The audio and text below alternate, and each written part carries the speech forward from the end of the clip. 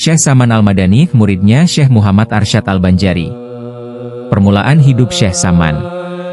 Nama lengkap beliau adalah Syekh Muhammad bin Abdul Karim As-Saman Al-Madani. Beliau lahir di Madinah pada tahun 1113 Haji. Sejak kecil, beliau tumbuh dalam lingkungan yang sangat kuat nilai keagamaannya. Ayah beliau dikenal sebagai orang syaleh dan ahli ilmu. Syekh Saman menuntut ilmu dari banyak ulama besar di Haramain, Mekah dan Madinah, termasuk dari Syekh Abdul Wahab bin Ahmad At-Tazi, seorang wali besar. Beliau juga mendalami berbagai cabang ilmu, mulai dari tafsir, hadis, fikih, hingga tasawuf. Namun jalan hidupnya akhirnya lebih tertuju pada tarekat, khususnya tarekat Samaniyah, yang beliau warisi dan sebarkan luas di berbagai penjuru dunia Islam. Kedatangan Syekh Muhammad Arsyad ke Madinah. Pada usia 30-an, Syekh Muhammad Arsyad Al-Banjari yang berasal dari Lok-Gabang, Kalimantan Selatan, telah berada di Mekah menuntut ilmu. Namun perjalanan spiritualnya belum lengkap. Ia mendengar bahwa di Madinah ada seorang wali besar yang bukan hanya ahli ilmu, tapi juga pembimbing ruhani yang dikenal dengan Syekh Saman Al-Madani. Dengan tekad kuat, beliau pun menuju Madinah dan berguru kepada Syekh Saman. Pendidikan spiritual dari Syekh Saman. Dalam mendidik muridnya, Syekh Saman tidak hanya mengajarkan ilmu-ilmu syariat, tetapi juga ilmu hakikat dan makrifat. Beliau mendidik Arsyad muda dengan 1. Zikir mujahadah. Syekh Arsyad digembleng dalam wirid-wirid zikir tarekat Samaniyah. Zikir itu dilakukan dalam kesunyian malam, sambil mengosongkan hati dari selain Allah. 2. Riyadah dan halwat, mengasingkan diri. Syekh Arsyad disuruh menyendiri selama beberapa waktu, hanya berzikir dan merenung, membersihkan hati dari sifat duniawi. 3. Adab dan hikmat. Beliau juga mengajarkan pentingnya hikmat kepada guru. Syekh Arsyad bahkan pernah menyapu lantai zawiyah, pondok tarekat, setiap pagi sebelum Syekh Saman datang. 4. Tarbiyah ruhaniyah, didikan ruhani. Syekh Saman selalu berkata, ilmu adalah cahaya, tapi hati harus bening agar cahaya itu bisa masuk.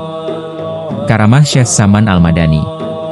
Syekh Saman dikenal memiliki banyak karamah, kemuliaan dari Allah, di antaranya bisa mengetahui isi hati muridnya.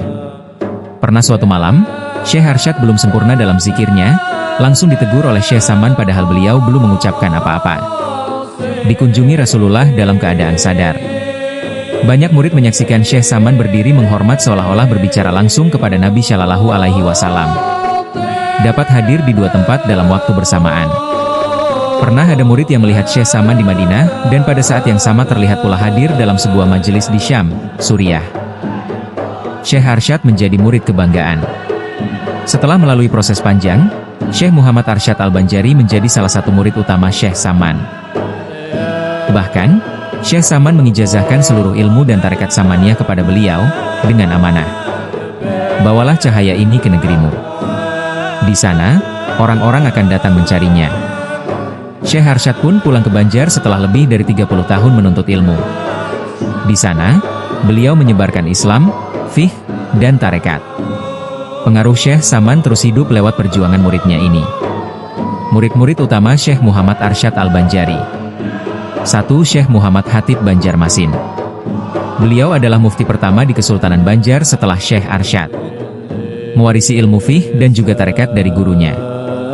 Menjadi tokoh utama dalam pengajaran Islam di daerah kota Banjarmasin saat itu.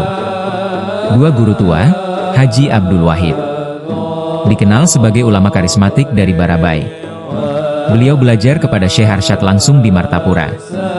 Aktif mengajarkan ilmu tasawuf dan fikih ke pedalaman hulu sungai. 3. Syekh Abdul Hamid. Salah satu ulama dari daerah Sungai Jingah. Meneruskan perjuangan Syekh Arsyad dalam mendidik masyarakat dengan kitab Sabilal Muhtadin. Juga dikenal sebagai ahli tafsir dan hadis. 4.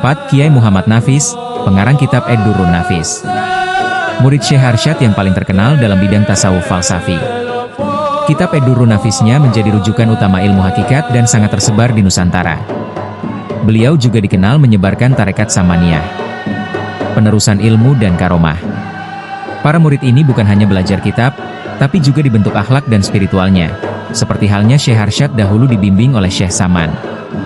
Mereka juga menyaksikan karamah-karamah gurunya, seperti Syekh Arsyad mampu hadir di dua tempat untuk mengajarkan muridnya.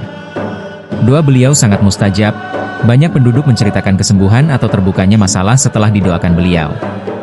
Wajah beliau selalu bercahaya, terutama saat membaca Al-Quran atau menyebut nama Nabi Shallallahu Alaihi Wasallam. Penutup. Kisah Syekh Saman dan muridnya, Syekh Muhammad Arsyad Al-Banjari, adalah kisah perjalanan ilmu dan ruhani yang luar biasa. Seorang guru yang membentuk muridnya menjadi wali besar, dan seorang murid yang menjadikan ajaran gurunya hidup dan berkembang di tanah airnya.